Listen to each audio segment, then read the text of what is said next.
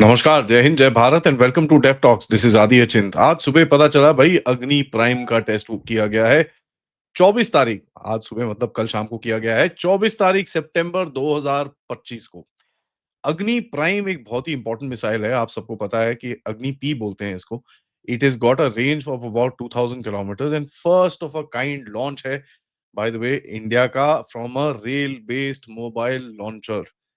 ये एक ऐसा लॉन्चर है जो रेल नेटवर्क पे आप पे चल सकता है। नाउ इसमें सबसे बड़ा सवाल आएगा कि साहब अगर रेल नेटवर्क पे चल सकता है, हमारा रेल तो पूरी तरह से इलेक्ट्रिफाइड है, तो फायर करना है तो कैसे करना है?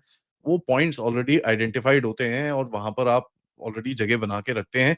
As a matter of fact army के भी पास भी अपने पास अपनी चीज़ें होती हैं, where they can do all this stuff. But it's also a capability जहाँ पर आपके पास अगर इस तरह की कोई सिचुएशन है, आप इस चीज़ को यूज़ कर सकते हैं। Rail launcher is said to be completely self-sustained, capable, independent of anything else. अपने आप वो communication कर सकता है, protection कर सकता है, rapid deployment, reaction, and as a matter of fact, reduced visibility और cross country उसकी mobility है वहाँ पर। एंड रेलवेज के साथ you can imagine with our generation of engines आप कितनी जल्दी फटाफट एक जगह से दूसरी जगह पे आप जा सकते हो। इस मिसाइल की ट्रैजेक्टरी ट्रैक करी गई जिस हमारे जो ग्राउंड स्टेशंस हैं उसकी तरफ से और पूरी तरह से कंफर्म किया गया कि this is a beautiful textbook launch and all mission objectives have been basically clearly met. Now देखिए इंडिया का जो प्रेस नोट इसके अंदर आया है अगर आप उसको पढ़ें वहां पर कहता है कि भाई इंडिया के पास रोड लॉन्च्ड अग्नि पीवी है। ठीक है। तो अभी एज अ मैटर फैक्ट ये इंडक्शंस ऑलरेडी शुरू हो चुकी हैं। So now this is the railway launch. Now देखिए इसका अगर थोड़ा-सा टेक्निकल बैकग्राउंड देखें, Agni P is a evolution Agni prime बोलते हैं इसको। It is a manoeuvrable re-entry vehicle, canisterised vehicle है और 2000 किलोमीटर तक की इसकी रेंज है। सॉलिड फ्यूल्ड है, 2 स्टेज एंड इसके अंदर काफ़ी हद तक inertial navigation system, GPS system और काफ़ी दूसरे रिडंडेंसी सिस्टम्स भी हैं, अपार्ट फ्रॉम डिजिटल कंट्रोल। ठीक है जी? नाउ कैंसराइज़ होने स देखिए भारत में एक चीज़ आपको समझ में आनी चाहिए कि जितनी भी मिसाइल फोर्सेस हैं आपकी मोस्ट ऑफ देम आर कैनिस्टराइज़्ड। कैनिस्टराइज़्ड क्या होता है? ट्रक के पीछे वो डब्बे से निकलते हैं। If you seen those boxes that come out वो ऐसे करके ऊपर उठेगा and it will basically fire. Canisterised के अंदर फ़ायदा ये होता है कि it is easy to manage and easy to kind of load and sustain and transport and everything like that. दूसरा ये कैनिस्टर्स भी रीयूजेबल होते हैं और ये canisters by the way Bharat में ही बनते हैं। So these are kept in sealed conditions. वहाँ पर आप उसकी सर्वाइवेबिलिटी ज़्यादा होती है, कहीं लॉन्चर लगा है, उसके आस-पास कहीं कुछ वॉर टाइम पे कुछ गिरता है, तो वो भी प्रोटेक्शन करता है उसको and then you can still launch these things. Now rail launch concept. Now देखिए रेल लॉन्च कॉन्सेप्ट कोई नया नहीं है। वर्ल्ड वॉर 2 के टाइम से हिटलर ने भी काफ़ी चलाई थी, रेलवे पे गन चलाई थी, रेलवे की मिसाइल चलाई थी, काफ़ी कुछ ये पुराना एक एक कॉन्सेप्ट है। But this is something which is important to have क्योंकि इसके अंदर एक मोबिलिटी होती है, सर्वाइवेबिलिटी होती है, रिएक्शन टाइम आपका इसके अंदर बड़ा कम है, you can conceal it anywhere you want end of course पूरा देश के अंदर रेल नेटवर्क है, तो इंफ्रास्ट्रक्चर का पूरा लेवरेज है। चैलेंजेस ऑफ कोर्स इसके अंदर ये होते हैं कि साहब you the power cooling engine के साथ आपको वो चीजें करनी पड़ती हैं। दूसरा this this electrical lines that go by, तो थोड़ा-सा उसके अंदर वो चीज़ें हैं। एंड देखिए apart from that any particular damage that happens to the rail network due to this particular launch वो भी एक चीज़ हो सकती है। तो ये 3-4 चीज़ें हैं which is there but it's interesting that India is actually working on different capabilities. इससे होता क्या है कि आपको एक स्ट्रैटेजिक फ्लेक्सिबिलिटी मिलती है, एक टेक्नोलॉजिकल प्रेस्टीज की तरफ जाते हो आप, इंडक्शन आप पूरी तरह से इसके डाल रहे हो all versions of this particular missile और अपनी एडवर्सरीज को रेगुलरली आप एक मैसेज देते रहते हो, यार देखो यार बकवास जरा अपनी बंद करना क्योंकि we have the capability of hitting you where it really hurts. और एक चीज आपको ये याद करनी पड़ेगी कि जो भारत चाइना का स्टैंड ऑफ था, कई लोग and rightfully so as a matter of fact I would put a lot of heat to it कि जो भारत की मिलिट्री मॉडर्नाइजेशन हुई, जिस तरह से भारत ने रैपिडली मॉडर्नाइज करा, उसके बाद आपने जो रॉकेट फोर्सेस और ये सब बनाई, that was a big deterrent to China.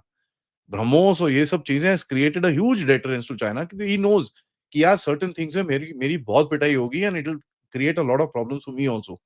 तो हाँ, मैं भारत के ऊपर एक कॉस्ट तो डाल पाऊँगा but the cost on me that is China would also be kind of unsustainable. इस मिसाइल के बारे में ज़्यादा कुछ पता नहीं है। नाउ बोलते हैं see this is a manoeuvrable re-entry vehicle, मतलब it's very difficult to kind of identify. कई लोग बोलते हैं it can maneuver its direction within space, which is of course there. कई लोग बोलते हैं post re-entry this is able to maneuver itself and actually redirect itself. Now it's very difficult to say, but such kind of a capability is not very known to बहुत कम लोगों के पास है ये capability, and it's something which is in the next generation of missiles. ठीक है, ये चीज आपको एक समझ में आनी चाहिए. दूसरा, see this is a very high speed missiles. इनके अंदर इनको ट्रैक करना और इनको करना, it is very very difficult for the adversary to figure out. And तीसरा मोस्ट इंपॉर्टेंट चीज है that the precision that you are able to actually fire this with, it is absolutely amazing. ठीक है. Now अगर आप भारत में ये साल में देखोगे, आपने नासिम एसआर फायर करी थी, which is the anti ship missile. 26 फरवरी 2025 को सीकिंग हेलीकॉप्टर से फायर हुआ था ये. उसके बाद आपने एस्ट्रास फायर करी हैं 1-2 विद आरएफ सीकर्स और ये सब चीजें. मार्च में ये चीज हुई. उसके बाद जुलाई के अंदर आपको याद होगा कि अग्नि 1, पृथ्वी 2, आकाश प्राइम, फटाफट फटाफट आपने एक एक के बाद एक आपने फायर करी. And Akash prime was a high altitude trial as well.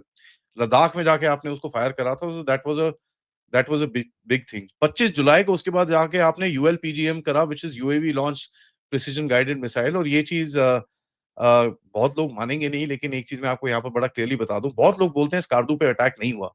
साहब, स्कार्दू पे अटैक हुआ है. यूएलपीजीएम्स वर यूज्ड एंड हमारे ड्रोन्स ने जाके वहां पर फायर करी हैं ये precision missiles on radars and other facilities in that region. ठीक है, ये चीज कोई एक्सेप्ट नहीं करना चाहता, क्योंकि it will escalate things with China, and that is very very very very clear, क्योंकि वहां पर चाइनीज काफी मात्रा में है. उसके बाद एक extended trajectory long duration hypersonic cruise missile आपने लॉन्च करी, which is known as the LDHCM. जुलाई 2025 के अंदर यहाँ पर मार्क 8 तक की कैपेबिलिटी है, which was known as project Vishnu. उसके बाद जुलाई 28 29 को, जुलाई में मतलब आग लगा रखी थी आपने, which was the Pralay, which is a quasi ballistic missile. दो back to back flight test करे आपने उसके. एंड 23 अगस्त को आपने इंटीग्रेटेड एयर डिफेंस सिस्टम के भी काफी सारी टेस्टिंग करी है, व्हिच हैज क्यूएसआरएम्स एंड काफी सारी और चीजें उसके अंदर है. सो भारत की तरफ से अगर आप एक चीज देखें, that there is a quite a focus in terms of our missile and rocket forces. एक कैपेबिलिटी बढ़ाने की बात है, and there is a lot of focus which is being put across कि किस तरह से ये कैपेबिलिटी को आगे डाला जाए. नाउ यहाँ पर देखिए, the next level of warfare is gonna be guided by stand of distances. ये चीज हमने ऑपरेशन सिंदूर में देखी है. ये चीज हमको एक लेसन मिल रहा है इवन इन रशिया, जहां पर आप देखते हैं glide bombs, missiles and drones are the key. And उसको इंटरसेप्ट करना बेसिकली एनिमी के लिए बहुत ज्यादा डिफिकल्ट होता है in numbers which are overwhelming. China की भी ये पर्टिकुलर पॉलिसी रहती है, where they want to send in swarm drones, उसके बीच में मिसाइल्स भेजते हैं सो दैट आपकी एयर डिफेंस कंफ्यूज रहे. If you notice, India has also got that capability, swarm drones and बीच में आप मिसाइल्स भेजते हो. एंड यही चीज आपने ऑपरेशन सिंदूर में भी करके दिखाई है प्रैक्टिकली, कि that we have the capability and we can do it. बहुत लोग इंडिया में बोलते हैं भैया स्वॉर्म ड्रोन्स की कैपेबिलिटी नहीं है हमारे पास. मैं सिर्फ इनको बोलूंगा, यार ये जैसे कर्नाटका में दशहरा फेस्टिवल होता है, और भी जगहों पे फेस्टिवल्स होते हैं, आप प्लीज देखिए ड्रोन से कितनी ड्रोन शोज होते हैं, वो सब चीजें. if you can make drones dance in the sky, you can use those things to hit. Please understand, ये dual use technology होती है. You don't really need the army to show you कि हमारे पास ये चीजें हैं. You आप civilian capability देखिए, अगर वो सिविल में आपको ये चीजें दिखा रहे हैं, तो please understand the army will have something ahead of that only. ये एक थोड़ा हमको दिमाग में रखना चाहिए. देखिए, कई जगहों के अंदर now I will put the categorise the rocket and missile forces into 2-3 segments. अगर आप देखेंगे, एक विल बी ऑफेंसिव कैपेबिलिटी, जो आपकी nuclear and non nuclear and conventional और जो भी अदर कैपेबिलिटी है in terms of anti airfield weapons and this and that. So those are air fired, ground launch, sea fired. ठीक है, that is one category of use के हिसाब से अगर उसको आप देखेंगे. दूसरी है डिफेंसिव कैपेबिलिटी, जहां पर आप बात करेंगे भाई आकाश की, क्यूएसआरएम्स की, you will talk about your Astras, you will talk about your जो एयर डिफेंस मिसाइल्स हैं, आप उसके बारे में S-400 की बात करेंगे. आप जो नया प्रोजेक्ट कवच है उन चीजों की बात करेंगे, तो उसकी कैटेगरी एक सेपरेट आती है. Then the third category is basically the miscellaneous category, where a lot of these rockets and this and that which is used for space purpose and whole lot of other things. But आप weather mapping के लिए और ये सब चीजों के लिए भी इन चीजों को यूज करनी शुरू करोगे. सो offensive, defence end of course the civilian use of this particular thing. Now देखिए, बेसिक टेक्नोलॉजी के हिसाब से rocket firing, basic technology and range is pretty much the same. लोग एक सवाल पूछते हैं, why doesn't India have a intercontinental ballistic missile? देखिए, मैं एक ही जवाब दूँगा उसका कि अगर आपके पास एक रॉकेट है जो चीज़ों को स्पेस में डाल सकता है, well if you can reach space you can hit any continent by say. और ये चीज़ प्रूव हुई थी 1950s में 53-54 में जब स्पुतनिक लॉन्च हुआ था एंड रशिया ने जो एक छोटा-सा ball he put it in space and the concept was that only. जब अमेरिका ने अपने आप को देखा कि यार ये अगर ये बॉल यहाँ फेंक सकते हैं so this ball can also come down and hit us. So anything any time any country can actually put something in space. Please understand उनके पास इंटरकॉन्टिनेंटल कैपेबिलिटी है। Now there is a reason India keeps it at that level कि भाई medium range intermediate range के अंदर आप रखते हो। इंटरमीडिएट रेंज एक ऐसी बड़ी फनी सी रेंज है where you talk about ranges up to about 5800 kilometres. Anything beyond that people say कि भाई वो इंटरकॉन्टिनेंटल रेंज में आ जाती है। बट 5800 किलोमीटर्स अगर आप लेके जाते हो ये अनऑफिशियल ऑफिशियल रेंजेस होती हैं। Unofficial ranges obviously are much higher so you can unofficially say कि इंडिया के पास ये इंटरकॉन्टिनेंटल बैलिस्टिक मिसाइल कैपेबिलिटी है।